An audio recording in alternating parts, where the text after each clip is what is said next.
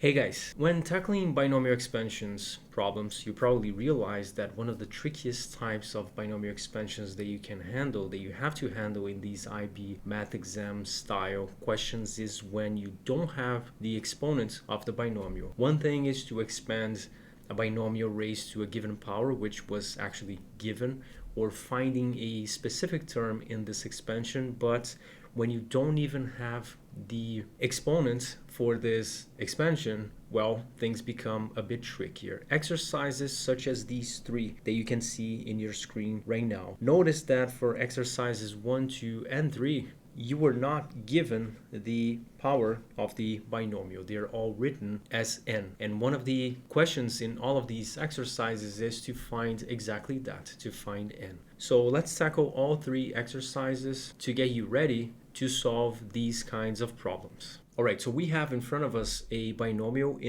for which we were not given the exponent. We have 1 plus ax squared to the power of n. The purpose of this exercise is for us to find not only that exponent, n, which is a constant, it's an integer, but also a. Now, provided that 1 plus ax squared to the power of n is equal to 1 plus 45x squared plus 900x to the fourth, and so on and so forth, where a and n are integers, we need to find a and n. Now, the binomial theorem states that whenever you're expanding a binomial such as p plus q to the power of n, we get n choose 0, which, by the way, this is just 1, p to the n minus 0, which is the same as p to the n, and q times q to the 0, which is 1, plus n choose 1, which is equal to n, p to the n minus 1, q to the first power, plus n choose 2. We are going to simplify n choose 2 in the next step, times p to the n minus 2 times q squared plus dot dot dot. Now there's no p and q in this binomial. There's 1 and there's ax squared. So this guy right here is actually our p, and ax squared is q. Therefore, the expansion of 1 plus ax squared to the n, it is equal to n choose 0, which we're going to replace by 1, times a to the n minus 0 times q to the 0, which is just 1. Now do notice that 1 to the n is also 1. So the whole thing, this whole term, will just be 1. So this guy right here does not provide us with any valuable piece of information, but the next one will. On the next term, we have n choose 1, which is equal to n. So we're just going to replace this by n, times 1 to the n minus 1, which is equal to 1, times ax squared to the first power, plus n choose 2, which we're going to simplify right now using the definition of a binomial coefficient. This is n factorial over 2 factorial times n minus 2 factorial. N factorial can be rewritten as n times n minus 1, n minus 2 factorial, which can be simplified with the n minus 2 factorial in the denominator. All of this times 2 factorial. This 2 factorial can be replaced by 2 as well because, well, 2 factorial is equal to 2. Therefore, n choose 2 is n minus 1 divided by 2. So let's replace it right here. We have n minus 1 divided by 2 times 1 to the n minus 2 times ax squared to the second power plus dot dot dot. Now, again, 1 to the n minus 2, this is just 1. And now we can compare the terms that we got in this expansion, with what was given to us by the exercise. Comparing the first one does not provide us with any meaningful information, as mentioned before. 1 is indeed equal to 1. That's fine. We know that, right? But we can say that n times ax squared, well, this is equal to 45x squared. Therefore, 45 is equal to n times a. We cancel out the x squared, or we just ignore it. We're just comparing the coefficient, not the term itself. But if you compare the term itself, it gives us the same thing. You can just cancel out the x squared. And now comparing the 900x to the fourth with this, which, by the way, simplified, gives us n minus 1 over 2 times 1 times a squared x to the fourth. Careful, because this squares both this 2 and this 1 in the exponent of a. This allows us to state that 900 is equal to n minus 1 over 2 times a squared. So we got a system that we need to solve. We can solve this by substitution. You can replace a by 45 over n into the second equation, which gives us 900 equal to n n minus 1 divided by 2 times 45 over n squared. We can cross multiply this 2, giving us 1800 equals to n minus 1 times 25. All of this divided by n squared. And by the way, we can simplify a n from here with 1 from here, cross multiply the n, so we have 25n minus 25. After solving this equation, we get n equal to 9. Now, in order to find the constant a, we can just replace this n value into any of the two equations that we have in our system. And it's much easier, of course, to do it with this. Now, a is 45 over the 9 that we got. Therefore, a is equal to 5. Now, there you go. This is all there is to it. Okay, so now we have the following exercise. Find the exponent n, given that in the expansion of root 2 plus 2 over x to the power of n, the coefficient of the term in x to the negative 5 is 4 times the coefficient of the term in x to the negative 1. So clearly we must find in this expansion two very specific terms, one in x to the negative 5 and the other one in x to the negative 1. Now we need to know, when dealing with this type of exercise, how to find these specific terms in this expansion without expanding it entirely. And in this case, given that we don't even have the exponent, which is just an integer n, it's not even given to us, we actually have to find it. We don't even have the possibility of expanding it entirely. So remember that in a binomial expansion, all terms will have the following structure: n choose k, a to the n minus k, b to the k. Now in this case, a is root of 2 and b is 2 over x. We very often call this the term k plus 1 or tk plus 1, which means that if you were to expand root 2 plus 2 over x to the power of n, you would get n choose 0, root of 2 to the n minus 0, 2 over n to the 0, which is just 1, plus n choose 1, root 2 to the n minus 1, 2 over x to the first power, plus dot dot dot, and this continues until k is equal to n. Now, which of these terms is the term in x to the negative 1? And which of these terms is the term in x to the negative 5? We can actually spot the term in x to the negative 1. It is the one where k is equal to 1. This k over here, which means this k over here. And let's take a closer look at this term. We have n choose 1, which is equal to n. And by the way, anything choose 1 is just that anything. You can prove it using the definition of a binomial coefficient, where n choose 1 is equal to n factorial over 1 factorial, which is just 1, times n minus 1 factorial. We can rewrite the numerator as n times n minus 1 factorial, and then we can simplify the n minus 1 factorial from the top and the bottom, or the numerator and denominator. So we get our n.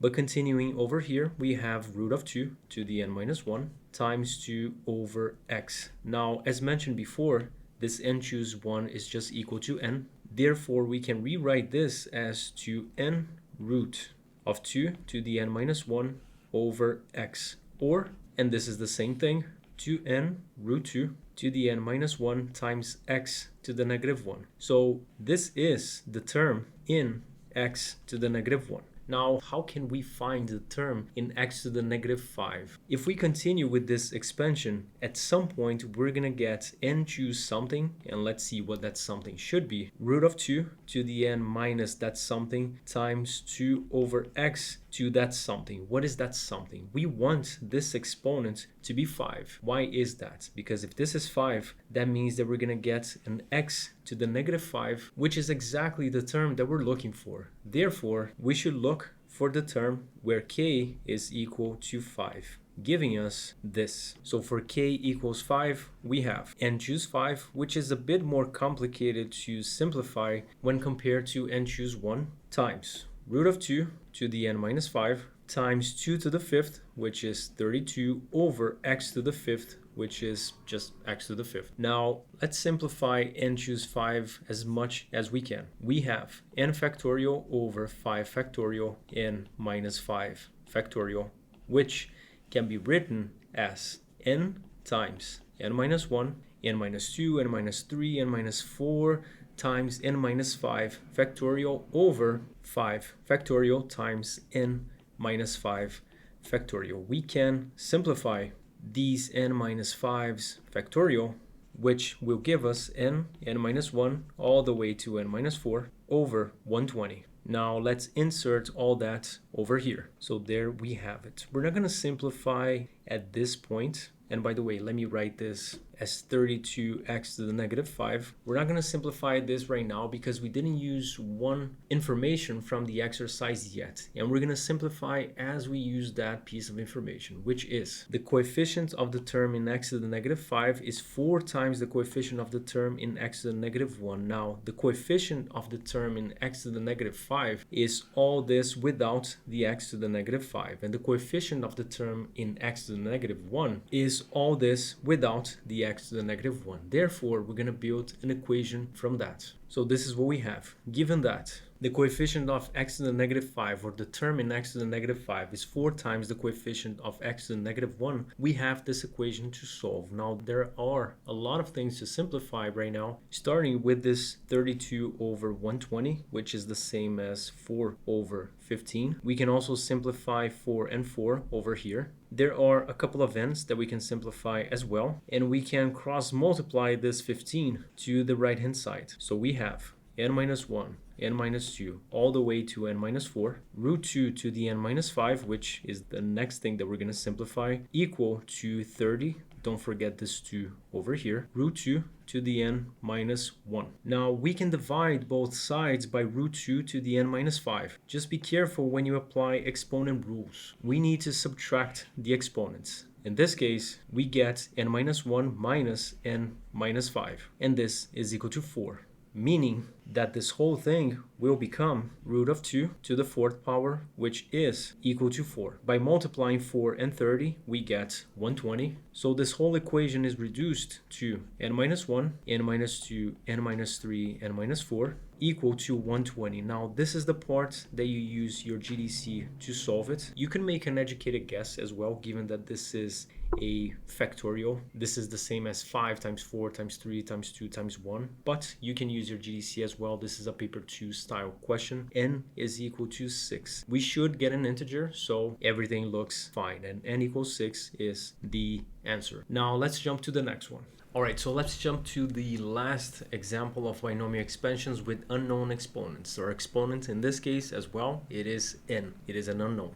A constant, but we don't know what it is. Given that 1 plus ax to the n is equal to 1 plus bx plus 264x squared plus 1760x cubed, question A, show that a times n minus 2 is equal to 20. Question B, find b. Now, at this point, you should be extremely comfortable with expanding any binomial, and also with finding specific terms in this binomial expansion which have an specific exponent as well. So for example, when you expand this, you should be able to find the term in x squared. You should be able to find the term in x to the 4th, all these things. Now, in this case, this is not going to present a huge challenge because a, lowercase a, which is 1, it doesn't matter to which exponent it is raised to, it would just continue to be 1, right? So when you expand a plus b to the n, that being a to the n, b to the 0, times n choose 0, plus n choose 1, a to the n minus 1, b to the 1st power, plus ... All these lowercase a's, they can be replaced, they will be replaced by 1. And all of these constants right here, they're just 1. Now, that is not the same thing with ax, which is our lowercase b. Given that b is a times x, we're going to replace a times x over here. And let me just represent a couple more terms over here and over here as well. And this continues. Now, given that this ax to the 1, well, this is just ax squared, this is a squared, x squared. Careful not to forget about this power of 2 in a as well, and this being a cubed, x cubed. The only things left that we need to take into account, we need to consider, are the binomial coefficients. Anything choose 0 is just 1. Anything choose 1 is that anything. So for example, 17 choose 1 is equal to 17. N choose 2 is n minus 1 over 2, and we're going to prove this below. And n choose 3 is n minus 1, n minus 2 over 6. And before we prove these binomial coefficients, let me just state that, well, if this is the term in x, well, bx is equal to this, which, by the way, after simplifying, gives us a in x. We can also state that this, which is a squared x squared and n minus 1 over 2, it is equal to 264 x squared. And lastly, a cubed x cubed times n minus 1 n minus 2 over 6, well, that is equal to 1760 x cubed. Now let's prove that n choose 2 is n minus 1 over 2, and you can use a similar strategy to prove n choose 3. I'm just going to do n choose 2. Now, by definition, the binomial coefficient n choose k, it is equal to n factorial k factorial n minus k factorial. That being the case, n choose 2 is n factorial over 2 factorial, well, which is just 2, times n minus 2 factorial. We can rewrite n factorial as n minus 1 n minus 2 factorial, so we can simplify n minus 2 factorial. Therefore, we do get n minus 1 over 2. Now, let's go back to the questions. How do we show that a times n minus 2 is equal to 20? Given that this correlation between bx and a and x involves b, let's pick the other two, because those are the ones that not only do not involve b, but they involve the two variables which are being mentioned here, a and n, the two constants a and n. So if 264 x squared is equal to a squared x squared n minus 1 over 2, we can state that 264 is a squared n minus 1 over 2. And that's the first equation that we're going to use. Now, 264 is equal to a squared n minus 1 divided by 2. And using a similar strategy, we can state, and now looking at these terms over here and over here, that a cubed n minus 1 n minus 2 over 6 is equal to 1760 if we isolate a squared n minus 1 in the first equation. We get 528 equals a squared n minus 1. Now, notice that if you break this a cubed down into a squared times n, that allows you to rewrite the second equation like this, which allows us to substitute a squared n times n minus 1 by 528. And you probably see where this is going. Now we cross multiply this 6 and divide everything by 528, which gives us a times n minus 2 equal to 20. And we just proved the following equation to be true. Now jumping to question B, which is to find the constant capital B. Using the two equations that we had from before, and I'm just going to cross multiply the 2 and the 6 respectively, which gives us 528 equal to a squared n minus 1, and also 10,560 equal to a cubed n minus 1 n minus 2. What we can do is to raise these equations to the third and the second power respectively, so we can divide one by the other and get rid of the a. So we can find n to only then replace in this equation and find a. Raising this to the third power and this one to the second power gives us 528 to the third, whatever this is, equal a to the 6 and to the third and minus 1 cubed. And then 10,560 squared equal to a to the 6 again, n squared, n minus 1 squared, n minus 2 squared. Now dividing one equation by the other gives us the following.